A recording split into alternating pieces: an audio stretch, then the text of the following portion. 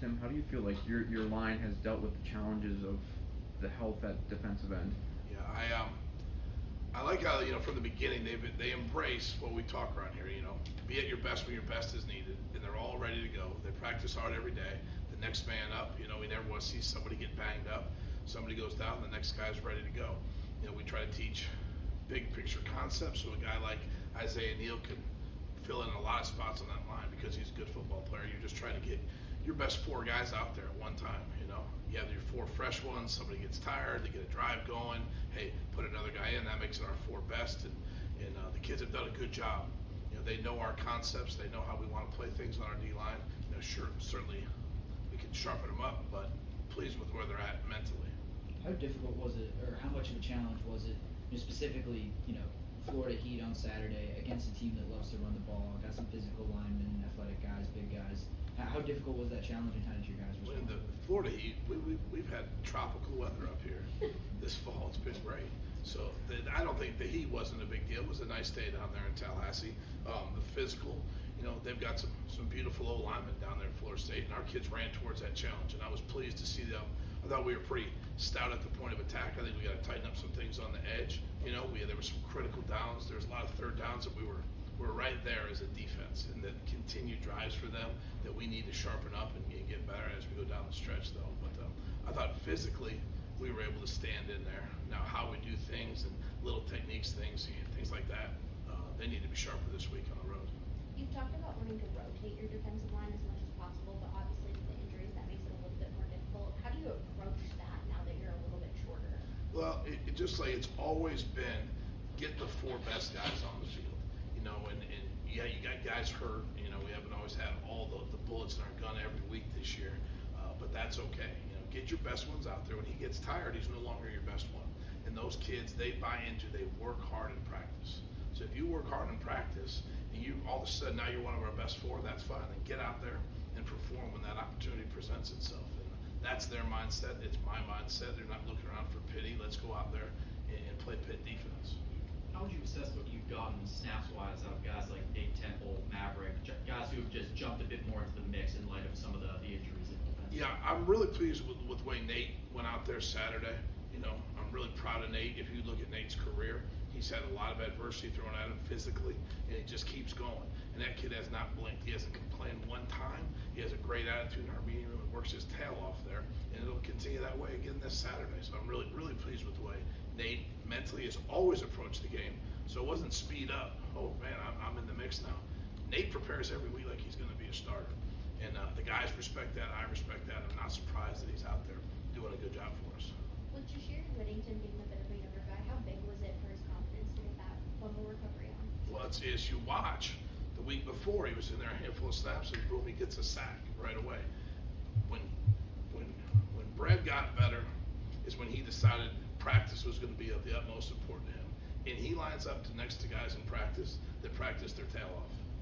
Nick James, Sean Fitzsimmons, when Ghost was in there, those guys practiced their tail off. And when Josh saw that, when he started really buying into practice, my confidence in him grew, his confidence in himself grew, and he's starting to make those plays. And I think that fumble was a critical play, and I'm really excited. My confidence in him just grows by the day. How did leading up to that, they were running the ball on that drive. They were kind of sort of pushing you guys back. Could you feel momentum at that point shifting to Florida State, and then how big was that fumble to take the momentum back? You hit it right on there. You were there.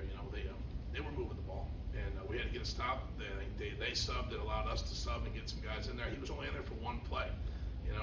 He said, "Oh man, I lost some reps," but man, he made a play for the football team. That was a pivotal game, snap in the game. In the halfway point of the season, how would you assess just how your group has done in terms of getting to the quarterback, both on the interior and on the edge?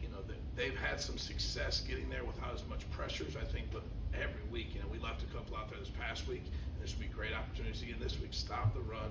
I think we can be a little firmer against the run and present ourselves with more opportunities to rush the passer and get there, because I do think athletically we're in a good place. We still have some really good players up there.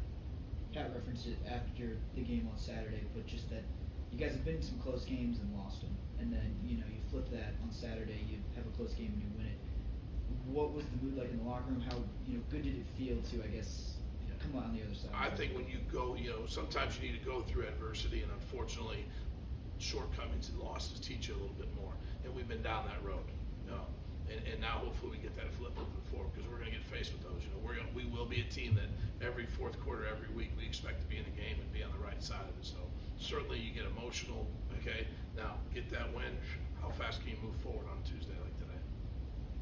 You get to go up against the offensive line a lot in practice. What have your impressions been with Kendall Stanley and Ryan Coretta filling in, and then just how the offensive line has been handling that? Yeah, injury? I really enjoy. Sorry to interrupt you. I'm sorry. I enjoy relationships with those kids. You're with them all the time, and those are two of my favorites. I'm not surprised one bit that they went out there and did a good job. I watched Coretta do it at guard and center. He's a consistent, everyday player.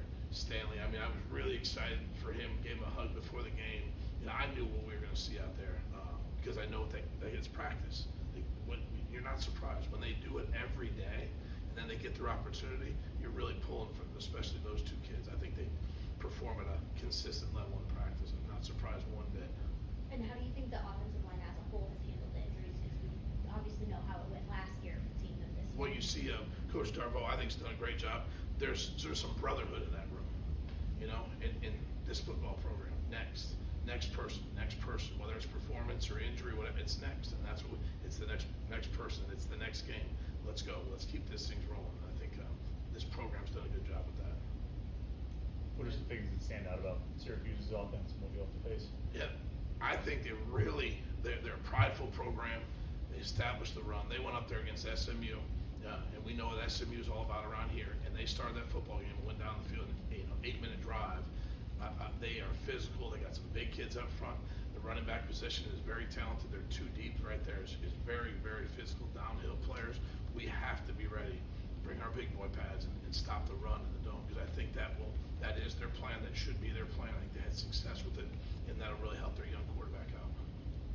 Coaches coach in a lot of places. It's not unique to go back to a place where you have been before, but and it's been a while since you were there. But do you still have any connections at Syracuse? Any feelings about that building or anything?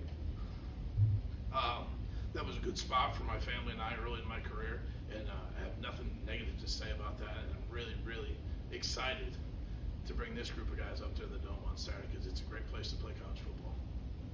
I was curious, you talked about Isaiah a little bit earlier. Was that the idea of him potentially playing the end, even in an emergency situation? Was that always in the back of your mind for a while? When did that kind of come up? Yeah, those were talks that could go back to the winter.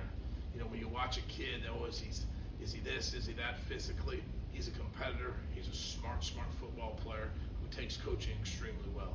So there was times in spring ball, there was a little bit more times in fall camp where he would go out there for a handful of snaps of practice, or in the meeting room. He's an intelligent kid. He understands concepts, and he was getting it sprinkled in there. It wasn't just all of a sudden he moved out there. That was not brand new to him. And earlier in the season, I think it was West Virginia. He played some end out there in some big packages and things like that.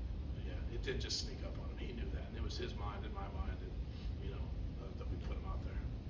Forget it. Has he, either this year or last year, did he play end in like the third down package sometimes? It would have been creative if we did put him out there. I think we maybe did a little bit, but typically he was playing inside at the nose guard position to run around, and now Nick James has stepped his game up. We put Nick in there and slide Ghost out there.